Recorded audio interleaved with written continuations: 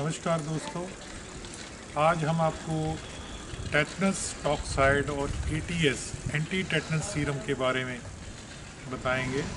तो टीटी का टीका वैक्सीन लगती है जब भी किसी को चोट लगती है। अब चोट का मापदंड क्या है? जैसे ये मिट्टी है, डस्ट है ये, तो इसमें क्लॉस्ट्रीडियम टेटनी का एक्सोटॉक्सिन, क्योंकि कोई भी बीमारी करने वाला कीटाणु होगा तो उसकी कैपेबिलिटी देखी जाती है। कैपेबिलिटी उसके एंटीजन या टॉक्सिन की वजह से होती है।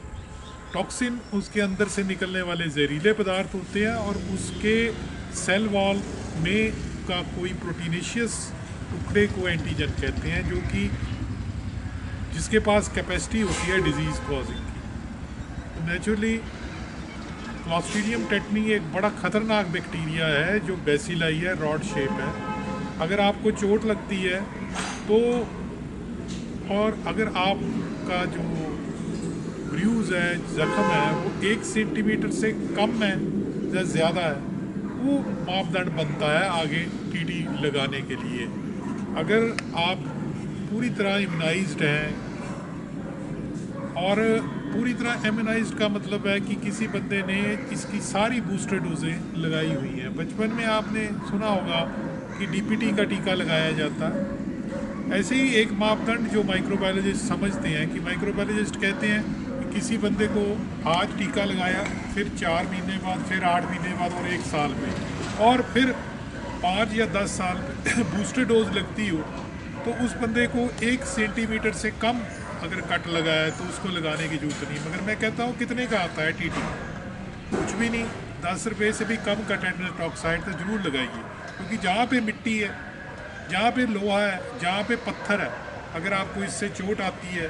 और दूसरी बात याद रखिए, कोई घर में पेट रखा है या नहीं रखा, बाहर है, तो उसका पंजा लगता है आपको। कई बार जो जानवर है उसका नाखून लग जाता है, तो मल द्वार में भी ये पाया जाता है, एक्सक्रीटा में भी पाया जाता है। तो ये ध्यान रखना है कि हर मिट्टी में किसी जगह भी मल द्वार हो सकता है, लोहे पे, इवन लकड़ भी। क्योंकि लकड़, आप कैसे कह सकते हो कि वहाँ पे लकड़ आपको लगी, और आप ये कह सकते हो कि वहाँ पे मल द्वार टच नहीं है या वहाँ पे मिट्टी टच नहीं है? मिट्टी में असंख्य क्लॉस्ट्रीडियम टेटनी पड़े होंगे और आप अंडर एस्टिमेट करते रह जाओगे। तो आपको जब भी चोट लगे कोशिश कीजिए टीटी जरूर लगवाइए, जो कि एक्टिव इम्यूनिटी होती है। और दूसरी बात, अगर आपको ब्रूज ज़मीन पे लगी है और पूरा बॉडी ब्रूज हो गई है या कोई पार्ट ब्रूज हो गया, तो मैं आपको सजेस्ट करूँगा कि आप क्वालिफाइड डॉक्टर से एटीएस लगाएं, एंटी टेटनस सीरम। वो बहुत ही ज़रूरी है। तो टीटी और एटीएस क्या है, ये आगे आपको स्लाइडों के बारे में बताया जाएगा। अच्छा लगा तो लाइक करना, सब्सक्राइब करना और शेयर करना हमारा channel, Baba Deep Singh institute channel. धन्यवाद दोस्तों। नमस्कार दोस्तों, आज हम बात करने जा रहे हैं टेटनस के विषय के बारे में। लेकिन उससे पहले मैं आपको बता दूं कि ये जो वीडियो है सिर्फ आपको एजुकेशन देने के लिए बनाई जा रही है। अगर आपको इस संबंधित कोई भी बीमारी है या आप इलाज करना चाहते हैं तो उसके लिए आप अपने डॉक्टर से ही परामर्श करें। तो सबसे पहले जानते हैं टेटनस है क्या। तो दोस्तों, टेटनस एक संक्रमित जो बीमारी है वो है, और इन्फेक्टिशियस डिजीज़ इसे कहा जाता है। और ये वूंड के कंटेमिनेशन के द्वारा जो क्लॉस्ट्रीडियम टेटनाई नामक बैक्टीरिया है वो बॉडी में अंदर जाकर टॉक्सिन प्रोड्यूस करता है, यानी कि जहरीला पदार्थ जो है वो छोड़ता है, और जिसके कारण पेनफुल मसल कॉन्ट्रैक्शन होते हैं।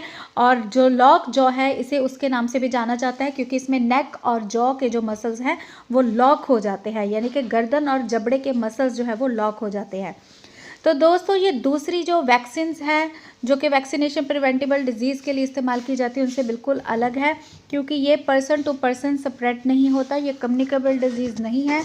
और इसका जो बैक्टीरिया है वो मिट्टी में, धूल में या फिर जो खाद है उनमें पाया जाता है। और ये अगर स्किन में कहीं ब्रेकेज हुआ है या फिर कट लगा है या फिर जो पंक्चर वुंड है उसके द्वारा ये स्किन के द्वारा ये बॉडी में एंटर कर जाता है, जो कि इसके द्वारा कंटेमिनेशन कोई ऑब्जेक्ट हो, यानी कि जिस पर क्लॉस्ट्रीडियम टेटनाई नामक बैक्टीरिया अगर मौजूद हो तो उसके द्वारा ये बॉडी में एंटर कर जाता है। तो आइए अब जानते हैं इसके इंक्यूबेशन पीरियड के बारे में। तो इसका जो इंक्यूबेशन पीरियड है वो जनरली कुछ दिनों से लेके कुछ महीनों तक का है, लेकिन आमतौर पे ये माना जाता है कि 3 दिन से लेके 21 दिन तक का जो पीरियड है वो इसके बाद जो है वो इसमें लक्षण आने जो है मरीज़ में शुरू हो जाते हैं। तो अब बात करते हैं इसके सिम्टम्स के बारे में। तो सिम्टम्स में सबसे पहला जो सिम्टम है वो है जो जॉ की यानी कि जबड़े की जो मसल्स हैं वो उनका स्पाज़म होने लगता है, यानी कि उनमें अकड़न आने लगती है। उसके अलावा जॉ क्रैम्पिंग, जो जबड़ा है उसमें बहुत ही ज़्यादा टाइटनेस हो जाती है मसल में। आमतौर पे जो स्टमक की यानी कि पेट की जो मसल्स हैं उनमें भी टाइटनेस होने लगती है। Painful muscle stiffness, trouble swelling यानी कि निगलने में, खाना निगलने में, पानी निगलने में व्यक्ति को दिक्कत आती है। लार टपकती है, पसीना बहुत ज़्यादा आता है, फीवर हो सकता है, हैंड और फुट स्पाज़म हो सकते हैं, इरिटेबिलिटी हो सकती है, स्वेलिंग करने में दिक्कत आ सकती है और ब्लड प्रेशर में और हार्ट रेट में चेंजेस हो सकते हैं। आइए अब बात करते हैं कॉम्प्लिकेशंस के बारे में। तो कॉम्प्लिकेशन में जो वोकल कॉर्ड है वो अनकंट्रोलेबल हो जाती हैं और बोन्स टूट सकती हैं, इन्फेक्शन हो सकती है और जो मेन आर्टरी है लंग्स की उसमें ब्लॉकेज हो सकती है, निमोनिया और डिज्निया जो भी है इसके कॉम्प्लिकेशन हो सकते हैं। अब बात करते हैं डायग्नोसिस के बारे में।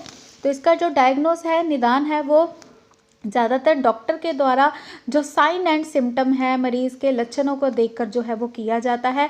और इसके अलावा कुछ लैब टेस्ट भी है जिनमें कि ब्लड टेस्ट या फिर CSF टेस्ट यानी कि सेरिब्रोस्पाइनल फ्लूइड जो टेस्ट है वो नॉर्मल है या नहीं, ये देख के पता चलाया जाता है और इसका निदान जो है वो किया जाता है। अब बात करते हैं टेटनस के ट्रीटमेंट के बारे में। तो ट्रीटमेंट जो है इसमें हॉस्पिटल में केयर जो है वो दी जाती है, मरीज़ को अस्पताल लेके जाया जाता है और फिर उसे इमीडिएट उसको जिस मेडिसिन के साथ ठीक किया जाता है वो है ह्यूमन टेटनस इम्यून ग्लोबुलिन यानी कि TIG। तो इसकी भी जो है इसके साथ भी इसका ट्रीटमेंट किया जाता है। उसके अलावा वुंड केयर जो है, जहाँ पे घाव हो उसकी केयर की जाती है। कुछ ड्रग्स का इस्तेमाल किया जाता है जो कि मसल रिलैक्सेंट्स के नाम से जानी जाती हैं, ताकि जो मसल स्पाज़म हो रहे हैं उनको कंट्रोल किया जा सके। एंटीबायोटिक्स का इस्तेमाल किया जाता है इसमें। टेटनस वैक्सीनेशन का इस्तेमाल किया जाता है जिसमें जैसे कि टेटनस टॉक्साइड है या फिर ATS यानी कि एंटीबॉडी टेटनस सीरम जो है उसका इस्तेमाल भी जो है वो किया जाता है। और अगर मरीज़ की तबीयत ज़्यादा बिगड़ रही है, उसे सांस लेने में दिक्कत आ रही है, तो वेंटिलेटर का भी इसमें इस्तेमाल किया जाता है। वैसे तो दोस्तों इसके जो प्रिवेंटिव मेजर हैं वो यही है कि बचपन से ही जो टेटनस की डोज़ है वो बच्चों को जो वैक्सीनेशन उनका कार्ड रहता है उसके द्वारा उस जो स्केड्यूल बना रहता है उसके द्वारा जो है वो टेटनस की डोज़ दी जाती है। और फिर हर 10 साल के बाद जो इसका बूस्टर डोज़ है वो हमें इसका लेना पड़ता है अगर आप इससे बचना चाहते हैं। और इसके साथ जो टेटनस टॉक्साइड है उसकी बूस्टर डोज जो है वो जो मिट्टी का काम करते हैं वो हर 6 महीने के बाद उन्हें इसकी बूस्टर डोज जो है वो दी जाती है। तो दोस्तों ये थी पूरी जानकारी टेटनस के विषय के बारे में और ये वीडियो सिर्फ आपको एजुकेशन देने के लिए बनाई गई है। और अगर आपको इस टेटनस टॉक्साइड का इस्तेमाल करना है तो आप डॉक्टर से जाके परामर्श लें। और अगर आप CMSCD कोर्स या फिर आप BEMS, MBEH या नैनी कोर्स या नेचुरोपैथी कोर्स करना चाहते हैं तो आप हमारे दिए गए व्हाट्सएप नंबर पर ही हमसे व्हाट्सएप पर ही संपर्क करें। हमारा व्हाट्सएप नंबर है 9872468540 और दूसरा नंबर है 9592649009। तो दोस्तों अगर वीडियो अच्छा लगा हो तो वीडियो को लाइक करें, शेयर करें और हमारे चैनल को सब्सक्राइब ज़रूर करें। धन्यवाद।